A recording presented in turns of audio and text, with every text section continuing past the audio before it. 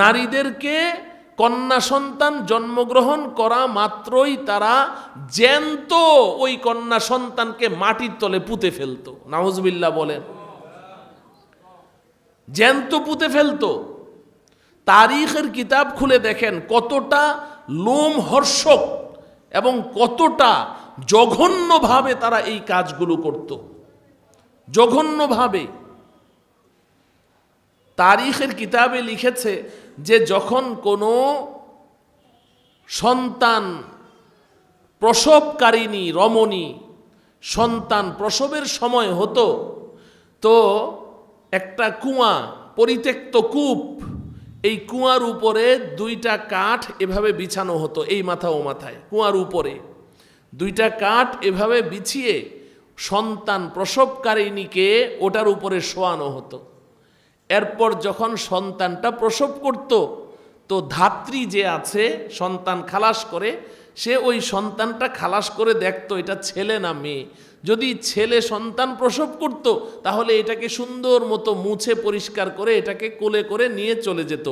আর যদি দেখতো কন্যা সন্তান, ওই কাঠ দুইটা এভাবে ফাঁক করে মাঝখান দিয়ে ওটাকে কুয়ার মধ্যে ছেড়ে দিত। এটা তো একটা সূরত বললাম, এমন কত যে জঘন্য রকমের পাপ তারা করত। আল্লাহ রব্বুল আলামিন কোরআনে হাকিমে এই কথা বলেছেন, وَإِذَا بُشِّرَ أَحَدُهُمْ بِالْأُنثَى ظَلَّ وَجْهُهُ مُسْوَدًّا وَهُوَ كَظِيمٌ يَتَوَارَى مِنَ الْقَوْمِ مِنْ سُوءِ مَا بُشِّرَ بِهِ أَيُمْسِكُهُ عَلَى هُونٍ أَمْ يَدُسُّهُ فِي التُّرَابِ। আল্লাহ পাক বলেন, যখন তাদের কাউকে এই শুভ সংবাদ দেয়া হতো, এই তোমার স্ত্রী একটা কন্যা সন্তান প্রসব করেছে, ওয়াইদা বুশিরা আহাদুহুম বিল উনসা, যখন তাদেরকে এই শুভ সংবাদ দেয়া হতো, কোনো কন্যার বাবাকে, কোনো স্বামীকে গিয়ে বলা হতো যে তোমার স্ত্রী একটা কন্যা সন্তান প্রসব করেছে, জল্লা ওয়াজহুহু মুসওয়াদ্দাম ওয়া হুয়া কাযিম, তার চেহারাটা একেবারেই মলিন হয়ে যেত, কালো হয়ে যেত, কয়লার মতো কালো হয়ে যেত। হায় রে, আমি কি যে পাপ করেছিলাম, আমার ঘরে কন্যা সন্তান জন্মগ্রহণ করলো, আমি কি পাপ করেছিলাম। সে আফসোস করতো। ইয়াতাওয়ারা মিনাল কওমি মিন সুই মা বুশিরা বি, এবং সে লজ্জায় আর এলাকায় ঢুকতো না যে আমি এই চেহারা মানুষকে কেমনে দেখাবো। মানুষ দেখলে বলবে, ও তোর ঘরে কন্যা সন্তান হয়েছে, এই লজ্জা আমি কি করে সইব, আমি মানুষকে এই মুখ কেমনে দেখাবো। লজ্জায় সে এলাকায় ঢুকতো না, লুকিয়ে থাকতো। কারণ কি? তার ঘরে কন্যা সন্তান জন্মগ্রহণ করেছে। এরপর কয়েকদিন লুকিয়ে থেকে লোক চক্ষুর আড়ালে সে বাড়িতে আসতো। বাড়িতে এসে এই একটা গোপন সময়ের মধ্যে সে গর্ত খুদে ওই কন্যা সন্তানটাকে জ্যান্ত মাটির নিচে পুঁতে ফেলত। আরো কত যে কি তারা করত, এমন কোনো পাপ নেই।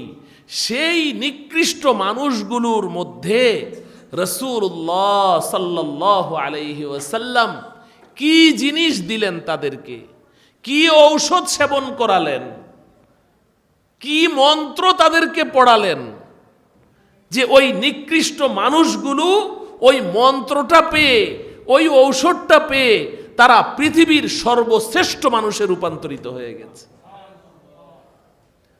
একজন কবি কত চমৎকার করে বলছেন, দুরফেশানি নে তেরি কতরু কো দরিয়া কর দিয়া, दुर्फशानी ने तेरी कतरों को दरिया कर दिया, दिल को रोशन कर दिया, आंखों को बीना कर दिया। खुद न थे जो राह पर गैरों के हादी बन गए, क्या नजर थी जिसने मुर्दों को मसीहा कर दिया, क्या नजर थी जिसने मुर्दों को मसीहा कर दिया। ওহে আল্লাহর রাসূল, আপনি কি নিয়ে এসেছেন, কি এমন জিনিস নিয়ে এসেছেন যে আপনার এই ললাট মোবারকটা যারা দেখেছে, আপনার সান্নিধ্য যারা পেয়েছে, তারা ফোঁটা থেকে সমুদ্রে রূপান্তরিত হয়ে গেছে। कतरों को दरिया कर दिया, फोटा एक फोटा पानी के समुद्र বানিয়ে দিয়েছে। दिल को रोशन कर दिया, आंखों को बीना कर दिया, অন্তরের চক্ষু খুলে দিয়েছে, অন্ধ চক্ষুগুলোকে চক্ষুষ্মান বানিয়ে দিয়েছে। खुद न थे जो राह पर गैरों के हादी बन गए, क्या नजर थी जिसने मुर्दों को मसीहा कर दिया। যেই মানুষগুলো নিজেরাই ছিল অন্ধকারে নিমজ্জিত, যেই মানুষগুলো নিজেরা ছিল পথ ভ্রষ্ট, পথ হারা, কিন্তু আপনি তাদেরকে কি জিনিস দিলেন, যেই জিনিস পাওয়ার কারণে তারা নিজেরা তো সঠিক পথ খুঁজে পেয়েছেই, উপরন্তু কিয়ামত পর্যন্ত আগত সমস্ত মানব জাতির জন্য তারাই হয়ে গেছে পথ প্রদর্শক। এখন সাহাবীকে যে অনুসরণ করবে সেই হেদায়েত পেয়ে যাবে, সাহাবীকে যে অনুসরণ করবে সেই হেদায়েত পেয়ে যাবে। তারা এখন আমাদের রাহবার হয়ে গেছেন, কিন্তু তারা ছিলেনটা কি? নবীজি সাল্লাল্লাহু আলাইহি ওয়াসাল্লাম তাদেরকে কি দিয়েছেন? দীর্ঘ 23 বছর নবুয়ত লাভ করেছেন 40 বছর বয়সে, আর ইন্তেকাল করেছেন 63 বছর বয়সে। তো নবুয়ত লাভ করার পরে নবীজি এই জমিনে ছিলেন কত বছর? 23 বছর।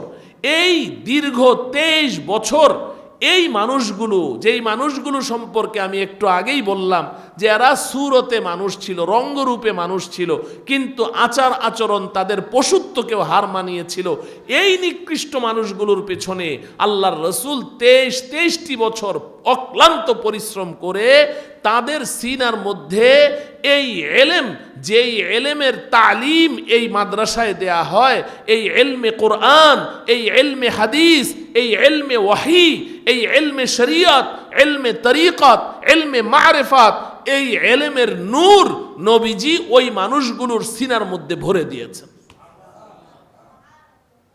এলেম তো নূর। আমরা আমাদের সন্তানদেরকে কোরআন ও হাদিসের যে এলেম শিখাচ্ছি, এই এলেম হচ্ছে একটা নূর।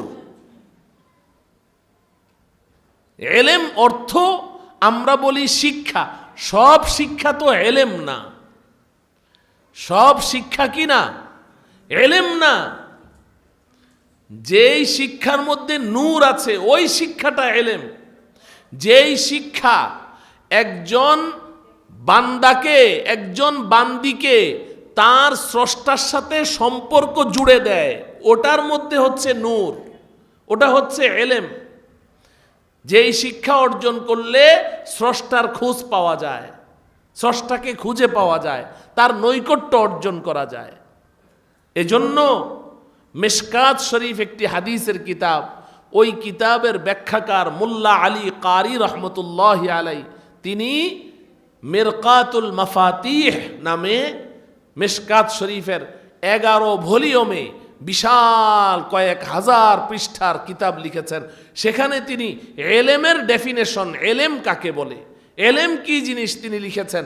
আল ইলমু নূরুন ফি কলবিল মুমিন, আল ইলমু নূরুন ফি কলবিল মুমিন মুকতাবাসুম মিন মাসাবিহি মিশকাতিন নুবুওয়া মিনাল আকওয়ালিল মুহাম্মাদিয়্যা ওয়াল আফআলিল আহমাদিয়্যা ইহতাদা বিহি ইলাল্লাহি ওয়া সিফাতিহি ওয়া আফআলিহি ওয়া আহওয়ালিহি।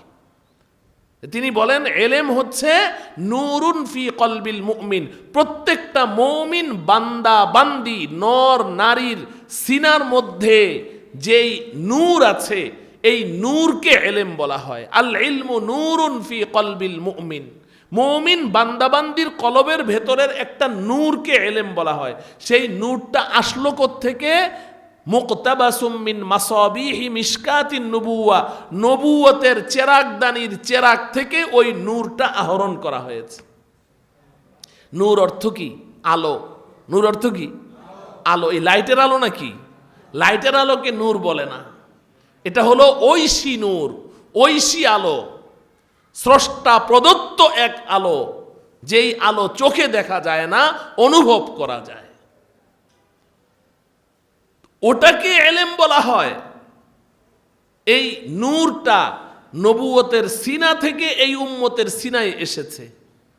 মুকতাবাসুম মিন মাসাবিহি মিশকাতিন নবুওয়া, নবুয়তের চেরাগদানির চেরাগ থেকে এই নূর আহরণ করা হয়েছে। এই নূরটা যদি কারো সিনার মধ্যে থাকে তাহলে কি হবে? ইউহতাদা বিহি ইলাল্লাহি ওয়া সিফাতিহি ওয়া আফআলিহি ওয়া আহওয়ালি। এই নূরের মাধ্যমে একজন বান্দা সে আল্লাহ পাকের পরিচয় লাভ করবে এবং তার মর্যাদা বাড়তে বাড়তে বাড়তে বাড়তে এই পর্যায়ে চলে যাবে যে সে আল্লাহ পাকের একেবারেই নিকটতম বান্দায় রূপান্তরিত হয়ে যাবে। ও আমার প্রিয় ভাইরা, এই এলেমটা এটা এত দাম, এত দাম, এত দাম, এলেমের দাম এত বেশি। এই এলেম যদি কোনো পশুর মধ্যে এসে যায়, ওই পশুরও পাওয়ার বেড়ে যায়, পশুরও দাম বেড়ে যায়।